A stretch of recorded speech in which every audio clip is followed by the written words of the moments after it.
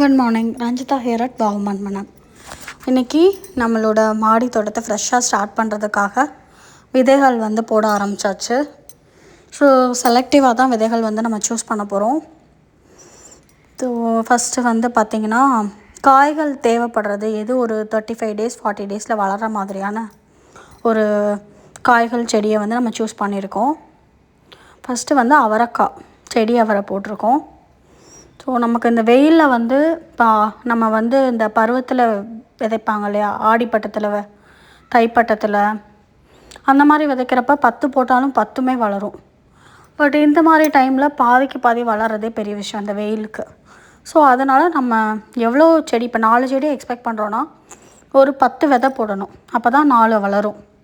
So அதுக்காக நான் first எல்லாத்துலேயுமே அந்த மாதிரி நான் சூஸ் பண்ணியிருக்கேன். எல்லாமே வளர்ந்தாலும் நல்லது தான்.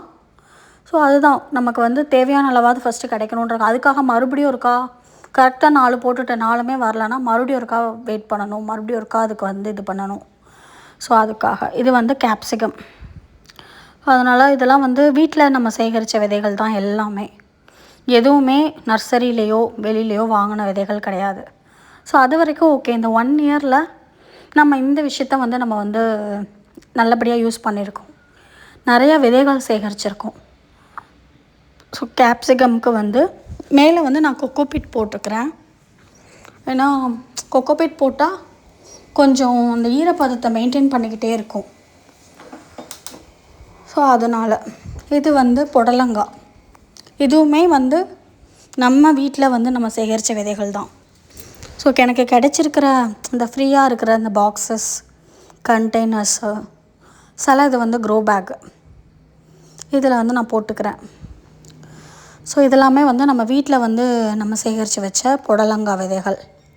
ஸோ அது ஒரு விஷயம் ஹாப்பியாக இருக்குது. ஸ்டார்ட் பண்ணுறப்ப பார்த்திங்கன்னா விதையாக தேடிட்டு எந்த நர்சரி ஒரு 4-5 நர்சரி பார்த்துட்டே இருப்பேன்.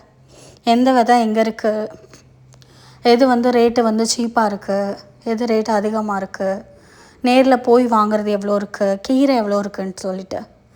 பட் இப்போ பார்த்திங்கன்னா மேக்ஸிமம் 99% நம்ம விதை வாங்க வேண்டிய அவசியமே இல்லை. கீரை விதைகள் வேணால் பார்க்கணும். ஸோ இது பார்த்திங்கன்னா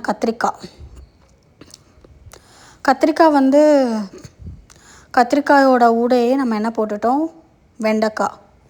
ஸோ இது க்ரோ பேக்குங்கிறதுனால கொஞ்சம் இடம் இருக்கும் அப்படிங்கிறதுக்காக நான் கத்திரிக்காயோடையே வெண்டைக்காய் போட்டேன். இப்போ கத்திரிக்காய், வெண்டைக்காய், அவரைக்காய், கேப்சிகம் போட்டிருக்கோம், புடலங்காய் போட்டிருக்கோம்.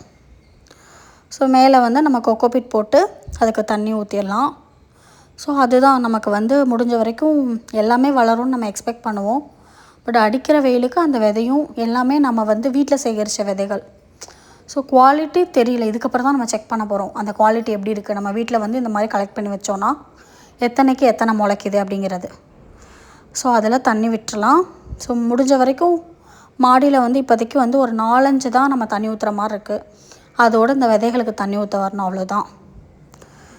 ஸோ இது எப்படியும் முளைச்சி வர்றதுக்கு 10 to 15 days ஆகிடும். ஸோ அதுக்கப்புறம் தான் நம்ம கொஞ்சம் மாற்றணும். கொஞ்சம் விதைகள் இதுக்கப்புறமும் போடணும். இப்போ ஒரு 4-5 போட்டிருக்கோமா, அதுக்கப்புறம் கொஞ்சம் கீரைகள் போடணும். அதுக்கப்புறம் இன்னும் தேவைப்படுற கொஞ்சம் காய்கள் நம்ம பாகக்காய் போடணும். இதெல்லாம் போட வேண்டியிருக்கு. ஸோ பார்ப்போம், எப்படி போக போக எல்லாத்துலேயுமே கலெக்ட் பண்ணி மண் கலவை ரெடி பண்ணி போட்டு விடணும். ஸோ சைட் பை சைடு நம்ம க்ரோ பேக்ஸ் எல்லாமே க்ளீன் பண்ணணும். நிறையா அந்த முளைச்சிருக்கிற செடிகள் எல்லாத்தையுமே வெட்டி போட்டுட்டு அது எல்லாத்தையுமே க்ளீன் பண்ணி அதில் மண் கலவை மிக்ஸ் பண்ணி வைக்கிறதுக்கு ட்ரை பண்ணணும்.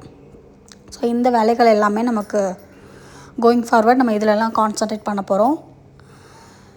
அவ்வளோதான் இன்றைக்கான மாடித்தோட்ட அப்டேட் நமக்கு. ஸோ இவங்கெல்லாம் எப்படி வளர்கிறாங்கன்றதை நம்ம அப்கமிங் வீடியோஸில் பார்க்கலாம். இந்த பதிவு உங்களுக்கு பயனுள்ளதாக இருந்துச்சுன்னா வாவ் மண்மை நம்ம லைக் பண்ணுங்கள், ஷேர் பண்ணுங்கள், கமெண்ட் பண்ணுங்கள், கண்டிப்பாக சப்ஸ்கிரைப் பண்ணுங்கள்.